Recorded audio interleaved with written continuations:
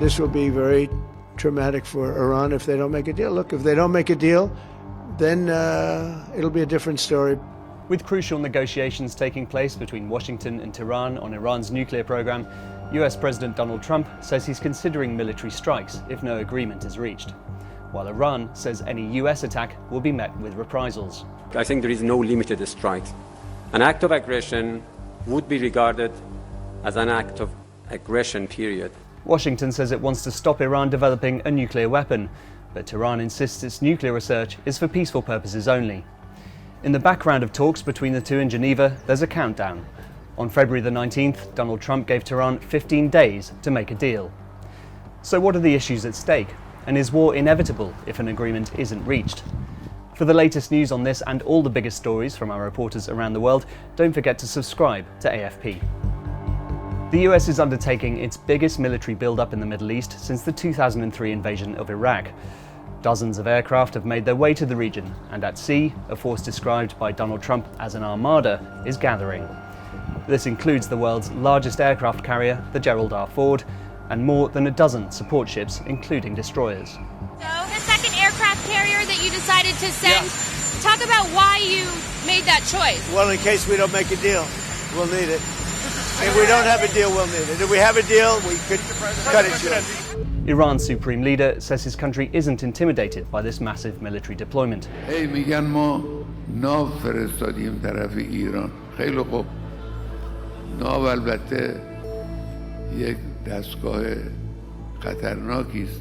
اما خطرناکتر از ناو اون سلاحی است که می‌تواند این ناو رو به قعر دریا. For its part, Iran has been conducting military exercises. In mid-February, state television showed drills in the Strait of Hormuz, a key route through which around 20% of the world's oil is shipped. Iranian authorities have often threatened to block the strait, though have yet to actually do so. In charge of these drills are the Islamic Revolutionary Guards, the ideological arm of Iran's military. Tehran has also held exercises in the Sea of Oman alongside Russia, with Moscow calling for restraint in the face of an unprecedented escalation of tension. Since Russia's invasion of Ukraine, Iran has become one of Moscow's closest allies, and on February the 18th, footage showed a Russian warship being welcomed for joint maneuvers. If the United States does strike, Iran has threatened to attack US ally Israel, as well as American military bases dotted around the Middle East, which house thousands of soldiers.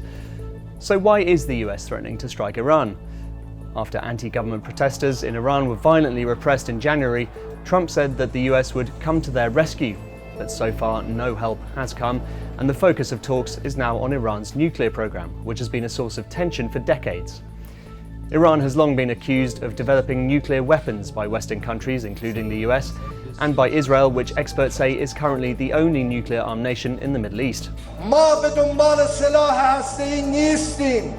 ما بارها و بارها این رو اعلام کردیم و آماده هر گونه راستی آزمایی هستیم. Back in 2015, Iran and 6 other powers reached a deal to allow civilian nuclear research to continue, with international inspectors given access to ensure it stayed within key limits. In return, economic sanctions on Iran were gradually lifted. Seen as one of the key achievements of US President Barack Obama, in 2018 Donald Trump withdrew the US from the deal, and Iran soon resumed enriching uranium well beyond the deal's limits. Naturally occurring uranium contains only 0.7% of uranium-235, the isotope needed to produce nuclear energy. To increase the proportion of uranium-235, it has to be concentrated using centrifuges. For civilian nuclear power, enriching to 3.5% is enough, and the 2015 deal fixed Iran's limit at 3.67%. But according to the International Atomic Energy Agency, or IAEA, by 2025, Iran had enriched more than 400 kilograms of uranium to 60%, far beyond what's needed for civilian use. If Iran were to further concentrate this to 90%, it would have enough to make more than 9 nuclear warheads. On June 12, 2025, the IAEA adopted a resolution saying Iran was not complying with its commitments under the Nuclear Non-Proliferation Treaty. The very next day, Israel launched unprecedented strikes against Iran. A war lasting 12 days halted negotiations between Tehran and Washington, and the US joined Israel with attacks on 3 Iranian nuclear sites. Donald Trump said the operation, called Midnight Hammer, had obliterated Iran's nuclear sites, but intelligence agencies said the full extent of the damage was unclear. IAEA inspectors have yet to return. A major question mark remains over the whereabouts of Iran's 400 kilograms of highly enriched uranium, which may remain buried in the ruins of the nuclear sites. It's been proposed that this stockpile could be transferred to another country such as Russia under any deal, and its removal is one of Israel's key demands. The first is that all enriched material has to leave Iran.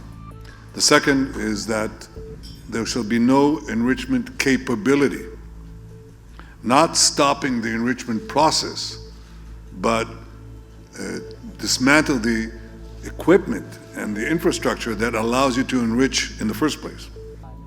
But for Iran, maintaining the ability to enrich uranium is a red line. While Tehran denies wanting a nuclear weapon, it says enriching uranium for civilian nuclear energy is its right as a sovereign country. چرا ما این مقدار اصرار بر غنی‌سازی کردیم و می‌کنیم و حاضر نیستیم ازش بگذریم ولو اینکه جنگ به ما تحمیل بشه؟ چون کسی حق نداره به ما بگه که چه باید داشته باشیم و چه نباید داشته باشیم. Aside from the nuclear issue, the US wants to address Iran's support for armed groups in the Middle East which are hostile to Israel. The Islamic Republic leads an informal alliance which it calls an axis of resistance. This includes the Hezbollah armed group in Lebanon, Hamas in Gaza, and the rebel Houthis in Yemen. Washington also wants to limit Iran's ballistic missile program. They've already developed missiles that can threaten Europe and our bases overseas, and they're working to build missiles that will soon reach the United States of America. After Midnight Hammer, they were warned to make no future attempts to rebuild their weapons program, and in particular, nuclear weapons, yet they continue. For now, though, Iran is limiting its negotiators to discussion of the nuclear issue and the lifting of economic sanctions. Tehran is desperate for an easing of sanctions, which have contributed to hyperinflation and the plummeting of Iran's currency. This was a key factor in sparking the huge protest movement that was violently put down by the government in January.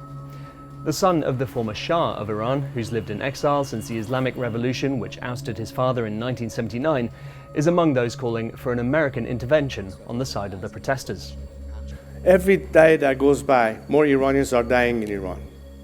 So an intervention and a rapid intervention will only help save more lives and at the same time help us overcome this regime. As Pahlavi spoke in Munich, some 250,000 people gathered outside calling for a change of government in Iran. Protests have recently started again in Iran itself for the first time since January's unrest, though the government does still have its supporters. In this video shared on social media and geolocated by AFP, pro and anti-government students can be seen clashing in Tehran. Iran's government is under huge pressure, both internally and internationally. The question is whether that pressure will be enough to force it to make a deal, or if the US will instead decide to pursue military options.